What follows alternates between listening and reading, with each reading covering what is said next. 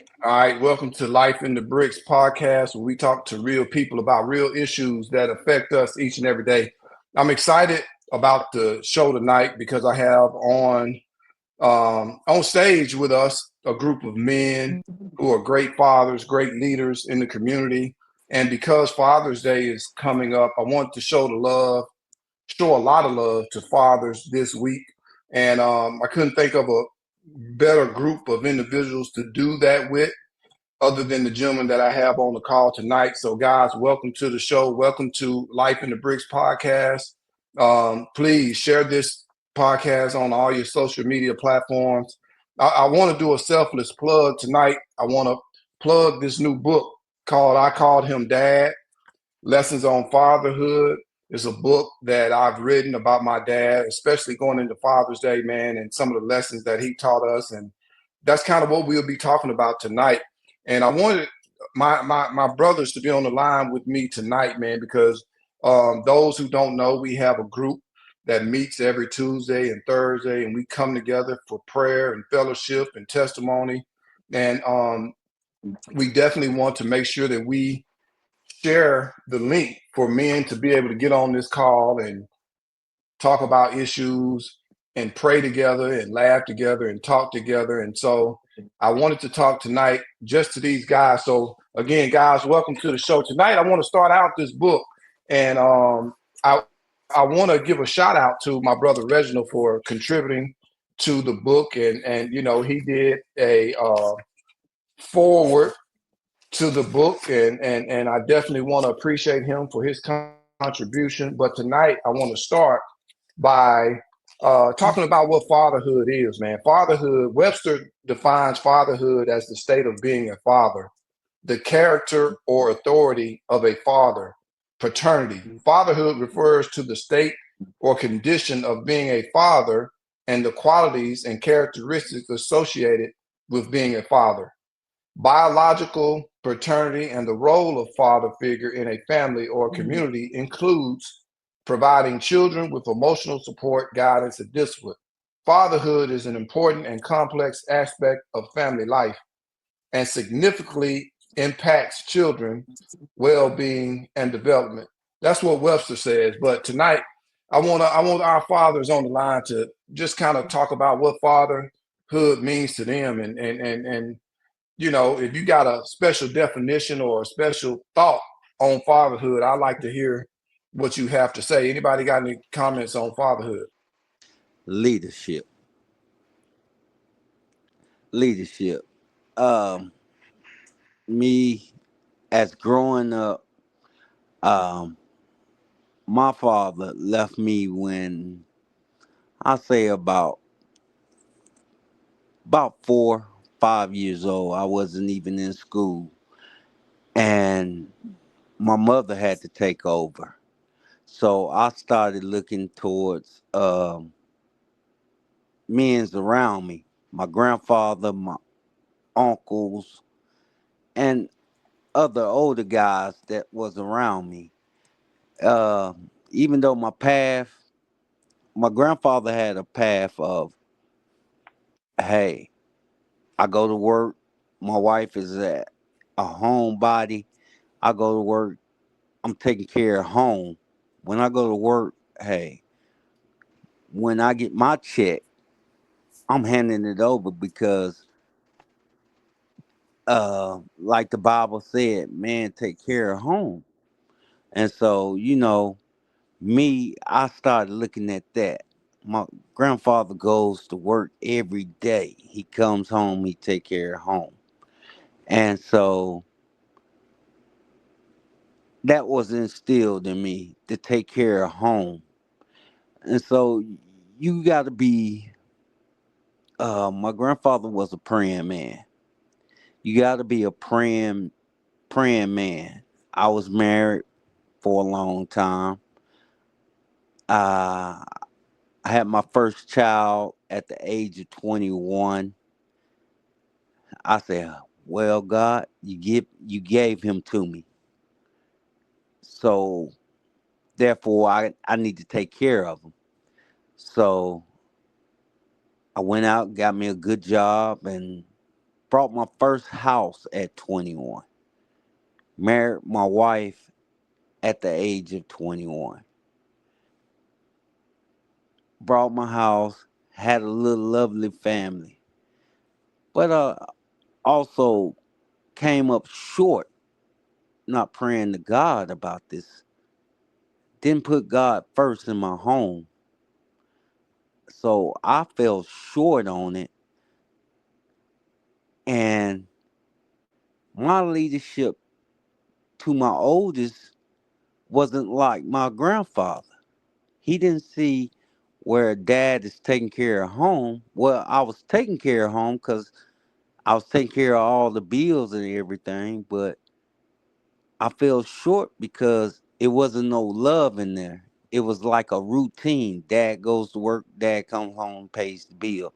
No love, no time for family. Just work, take care home.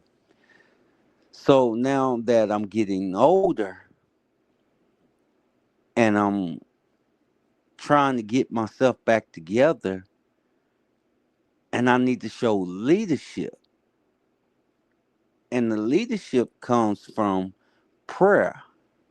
When I pray to God about what I need to do to make God shine in my light, my oldest can see it. And that's my goal now. Is is get closer to God where I can get my leadership. It's just like the lion in the jungle. He have his whole kingdom, and all the cubs respect him because of his leadership.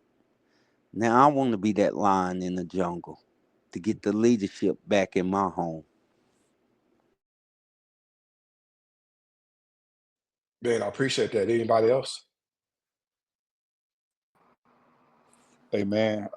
I would say love, being able to um, have your children as a father. Mine being my firstborn, my daughter, um, just changed my life forever because I had to learn how to love someone outside of loving myself, and being able to have her in my life during a time where my career was at its highest, um, being that I was in professional sports. She just came into my life, and it just touched me in a way to where that love was just totally different than anything I've ever experienced, and uh, and that trickled down to the boys, Garrison and CJ, to that type of love that I have for them. I wouldn't, know what that is today had I not had an opportunity to become a father. I think that love is totally different from any type of love that I've ever experienced with any person or anything that I could have encountered. I would say that the love for my children uh, is one of the best loves I've experienced in my life.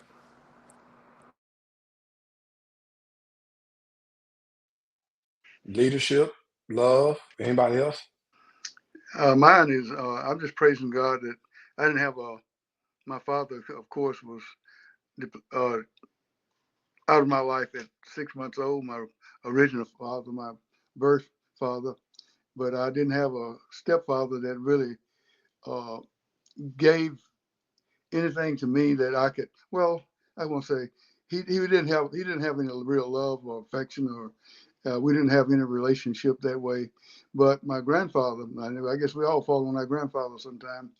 He was a man, and his was my thing was he had integrity, and he was a responsible person. So he taught me about being having integrity and being responsible, being a responsible father, and that's what he taught me. And he didn't just teach me; he showed me, because we had an aunt that was an invalid all of her life, and one of his daughters anyway, I won't say some of them, one of his daughters tried to get him to put her in a facility. And he said that was his child. And as long as she lived, that was his responsibility. She wasn't going anywhere. She was staying in the house. And he made her feel so whole and human that it was just amazing how he just treated her. He gave her a purse. She couldn't count nothing. He put a little money in it, made her feel, and she kept a little purse. She couldn't move her hand. She couldn't feed herself. She couldn't bathe herself. And, she couldn't talk. I mean, she could make sounds. We knew what she was saying. Like I was, shut up or something like that. And EL was yes and whatever. So we had a communicate, we never could communicate. But I just appreciate how he showed love with that child, if nothing else, with that child, how he kept until she passed. And that was his thing, having integrity and being responsible for whatever God allows you to be able to have, and do your best with what you've got. So I'm praising God for him and showing me that and living the life. And I can appreciate being that kind of a man because he was that kind of a man. And I just adored my grandfather. Leadership, love, integrity. Anybody else? Yeah, we have examples, man, inside and outside the home. Mm-hmm. When we go out, you know, we get blamed anyway for everything. When out wrong, she having daddy issues. When the boy turned out wrong, where was his father at? When the marriage goes south, he must be cheating. So we get blamed anyway, man. So, but we have to be examples, man, inside and outside the home, because not only are we representing ourselves as men, but we're representing our families. So we have to be examples and set good examples inside and outside the home. So I think being examples is very important to fatherhood. Awesome. Anybody else? Before I go to the one one of the things I talk about. Go ahead, Lamar. Am I coming through? Yeah. Discipline. And I think that, without going into detail, I think that kind of speaks for itself. Wish I was a little bit more disciplined early on in my life. But I'm thankful that I'm starting to learn more about that in my senior years, and how just being disciplined at this point with my life, positive things are starting to materialize. So just thankful for that lesson. Man. So one of the things that I talk about in the book, the first lesson is I talk about give your child or your children your name. I think so many children grow up in the world today, and they don't really understand the meaning of their name. Your name should mean something, and when you can identify your name with a group of men or people, that should mean even more. A lot of times young men, they grew up and that name doesn't mean anything to them because they don't know where their name came from. And so I talk about in the book how my daddy was born in Belzoni, Mississippi, how his daddy was, they call him Big Mac and this and that, and how, you know, I could start to tell that that last name meant something and it was powerful to me.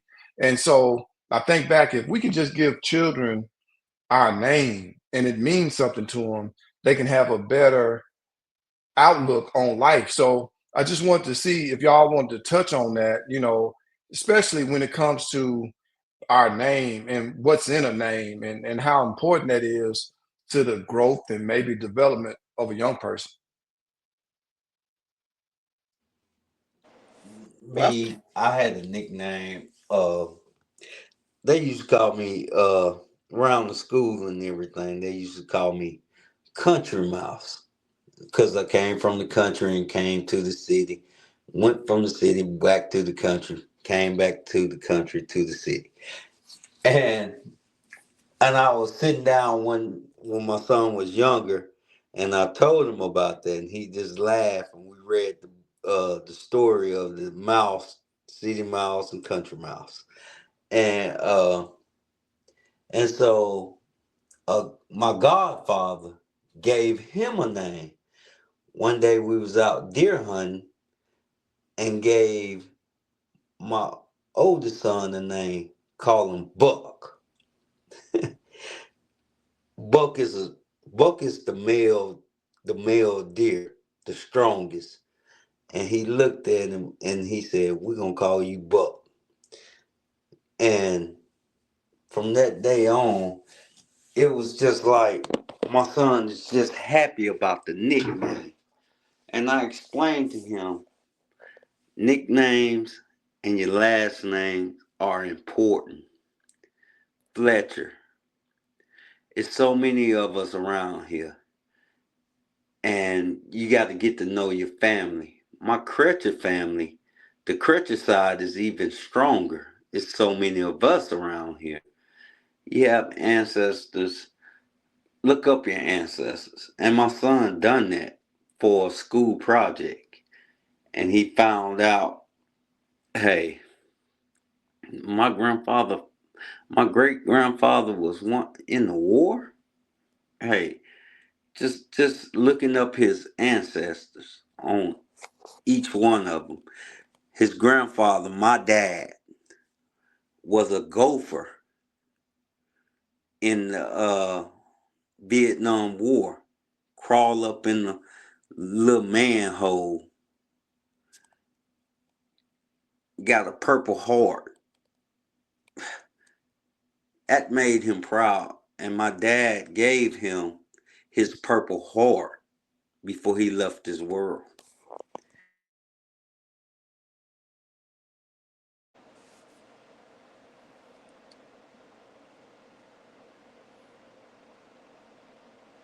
Anybody else?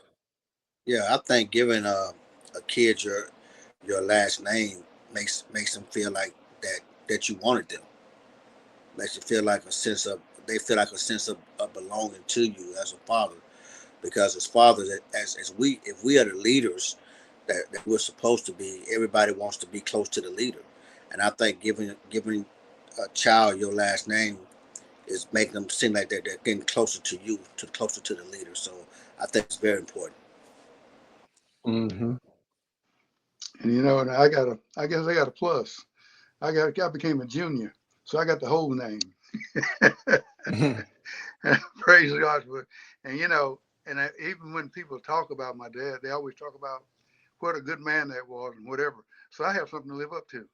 And so I just praise God for for the double whammy. He gave me his name, but now he also left a legacy that I have to live up to. So that was my dad. For as far as I know, and I say he was killed when I was 6 months old, but that's the dad I know of through others' eyes. Give your child your name, and that means something. Yes. Anybody else? So the next thing, man, that I really, and like I said, this is a small book. It'll be available in the chat at the end of the podcast. But the second thing, man, is, you know, I'm gonna read this Bible verse. It says, "Better that you do not vow than that you vow and not fulfill it." Ecclesiastes 5:5. Keep your word. Your word is your bond. The one thing that I'll say, man, about my dad is if he said he was going to do something, you could take it to the bank. You could literally take it to the bank because it was good. If he said he was going to do it, he was going to do it. You ain't have to worry about it. You ain't have to ask him 1,000 times. And again, I think young people, especially nowadays, they need to understand that if my dad tell me he gonna do something, he gonna do it. I ain't got to worry about it. He don't lie to me. You know, I'd rather we under promise and over deliver than to just over promise and under deliver. So your word has to be your bond. And I think about that as men now. Thad touched on it earlier. We're gonna get blamed for everything anyway, but at least let's be honest. learn how to keep our word as men so that our young people can understand that their father, if nobody else, their father is going to keep their word. And I just thank God for people who can understand that your word is your bond. Anybody want to add to that? Yeah, man, your word is you. I mean, my grandfather. I was raised by my grandfather, and one thing he told me. He said, "Son, always keep your word. If you're gonna do it, do it. If you can't do it, just tell them you can't do it." You know, and so your word is you, man. And one thing I do with all my kids and grandkids now is that I keep my word to them. If I say I'm gonna show up somewhere, I'm there. If I say I'm gonna buy them something, I'm there. If I say no, no means no. That's your word too. So your word is you, man. You are your word. Your word is you, and you are defined. You are defined as a person by the words by your word, man. So your word is very important.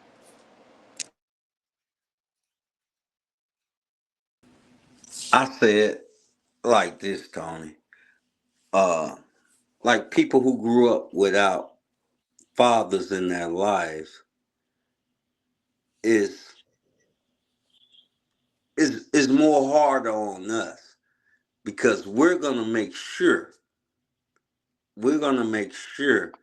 that our kids are taken care of. I don't care if they call you in the middle of the night and say, "Hey, Dad, you got $20 on you." Most of us, like me and Mr. Leon, I just got cash out not too long ago, trying to figure out how we can get $20 to the child. It's it's more of we're making up from what we didn't have to we're putting so much to give to our kids. And I think that's where it comes in that we're making up from we're trying to be better fathers than what we're had.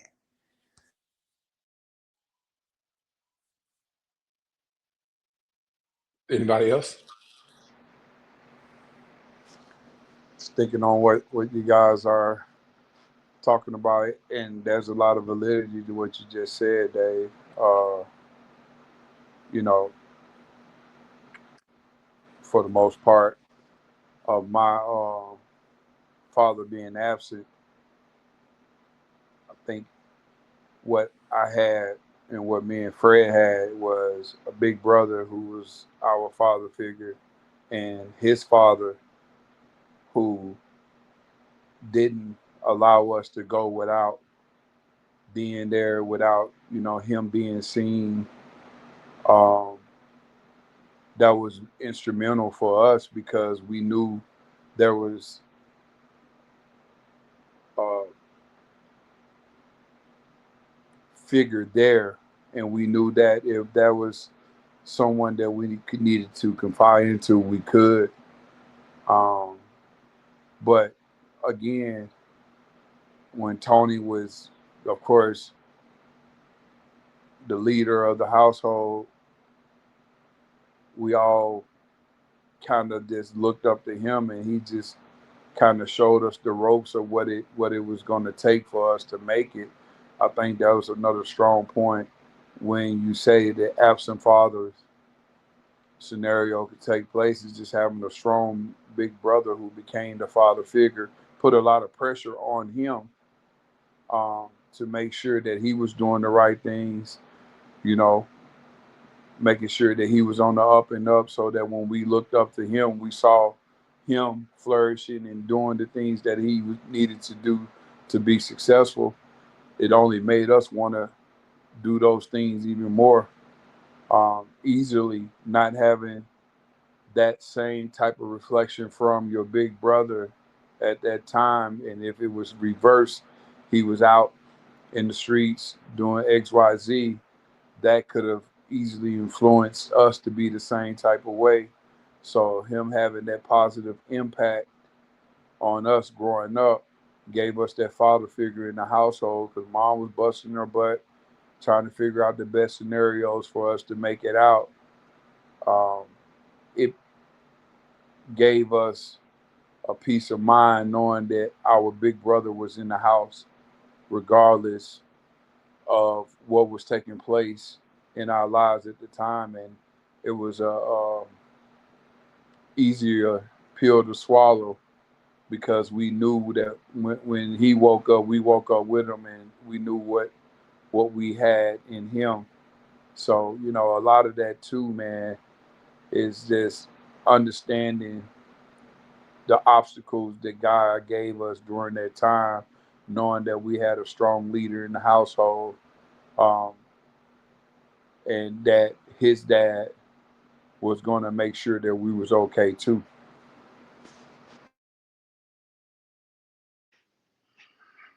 You know, and I want to add something too, and not this is not to water down the fatherhood in any way, but the absenteeism of what I experienced brought about a positiveness in my experience of growing and knowing what to be and how to be and wanting to be that father that they projected that my father was.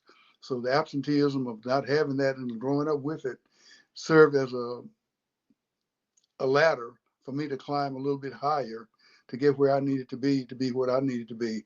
Not that I had all the examples right there in the house every day, but I had examples around of which I could lean and depend on.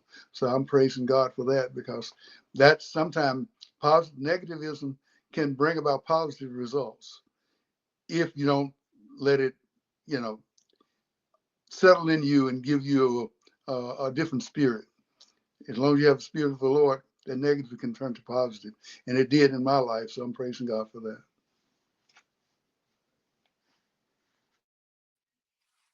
I appreciate the comments. I want to end this session with a couple of things. One, you know, and you can comment when I'm finished with all three. The one says, man, in lesson three, it says, keep it real. It says, to our own self, be true. This is a famous quote of William Shakespeare's play Hamlet, which encourages individuals to be honest and authentic with themselves. It means that we should be true to our beliefs, values, aspirations, and not try to be someone else or live up to someone else's expectation. One thing I think about when I think about my dad, man, he was just who he was. He wasn't trying to impress anybody. You know, he took care of business, but he could get along with anybody. He can go into any room and be himself and didn't have to be two or three people. And so I think about that, man. To our own self be true. And as men in the community, as men who have people who look up to us, we got to understand how important that is, one, because we got to be true to ourselves. And the second thing I want to talk about is he also talked about um, don't take any wooden nickels. I never knew what that meant until I got out here in this world and I realized everybody wasn't as honest as I was.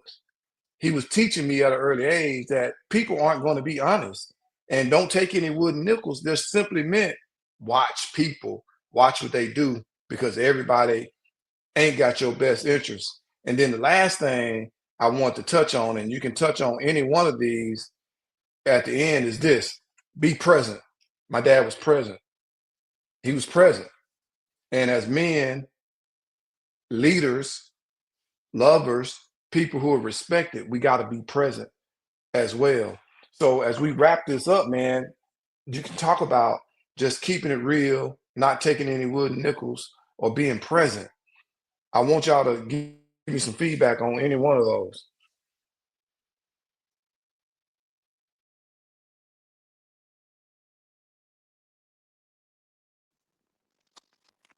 Can y'all hear me?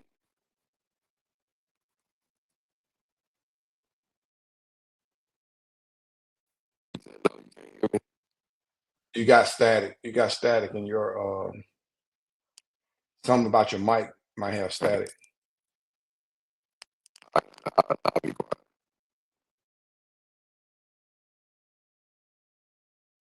Anybody else?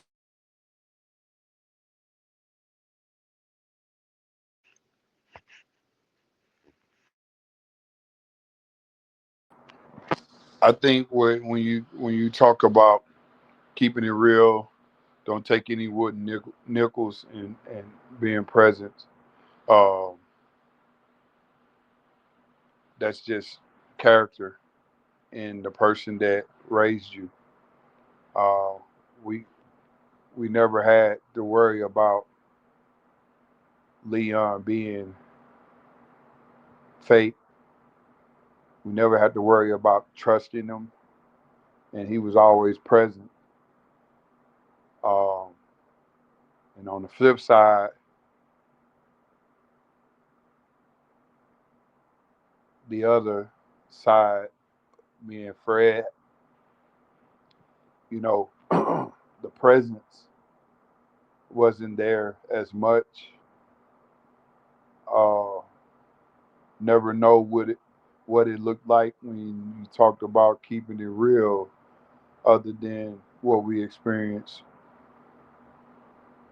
with Leon, and keeping it 100 with, not really trusting people, man. It was, you were big on that. You were big on that, and that was one of the things that we learned most early, was to know that we couldn't trust everybody. It may look good, but deep down inside, what is it really for?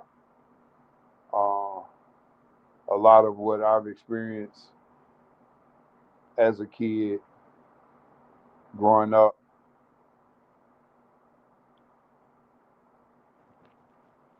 has affected me in my life, being a father to my children. And there's some things that I wish I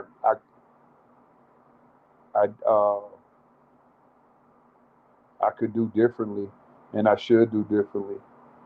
And but I own it, and I understand that I own it. But like, we had kind of had both sides of it, because with you and Leon, we knew what we had. We knew we had stability. We knew that we could trust y'all, and we knew that y'all would be there for us. At the same time, searching and wanting that relationship with our Father, it's kind of hard to, overcome, even now as a father. So, just to think about it, man, just while we having that discussion, is real, and it's uh, still a kind of uncomfortable feeling. And that, and keeping it real, we realize that we're burdened, less burdened, I should say, burden free when you're keeping it real, because you don't have to try to remember to be what you thought, what somebody thought you, someone thinks you are, what someone else is trying to portray you, or someone trying to mold you to be, to what line they want to put you in, or what situation they want to try to line you up with.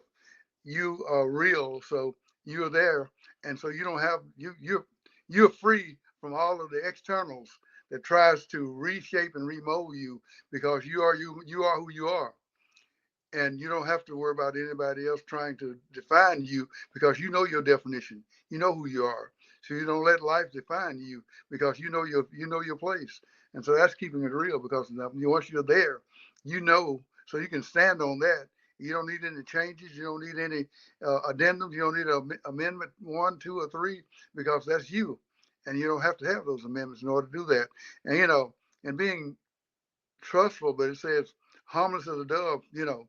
But being wise as a serpent. You can see things around you and you hear things, but all those things are not as good, not good for you. So you know that the Lord is good with you and for you. And these things, everybody don't have your best interest. And so you just praise God that He gives you the discernment to understand that they don't. But yet you have to live and keep moving and keep it real and keep it alive. And God will take care of the rest. I'm gonna piggyback off of Brother Pat, everybody out here selling dreams. You got a dream, and I know Brother Crunchy. Y'all might call him Leon, but my mama called him Crunchy. I know he had a son, one of the best players in Huntsville. One of them, the best players in Huntsville, besides David Fletcher. But anyway, selling dreams. Could have played anywhere. But people can sell you, hey, you the best mechanic. You're the best. You're the best roofer. You the best. If you don't have trust in yourself, trust and believe in yourself. Keep God first. I was just at Bible study last Friday and I loved it, guys. Man, God really, God really turned me right there last Tuesday on the phone. Wednesday, I felt God talking to me Tuesday. Tuesday night all the way up into Wednesday. And my Bible study teacher told me, if I don't trust in God and trust in myself, who do I trust in? God wakes me up in the morning. I can't call my best friend to wake me up in the morning. God protects my house. I can't call no one else to protect my house.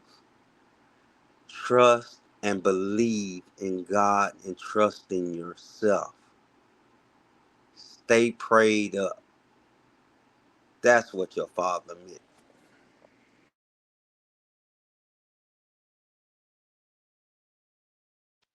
And I wanna end this episode with this. Fatherhood is everything that we talked about tonight.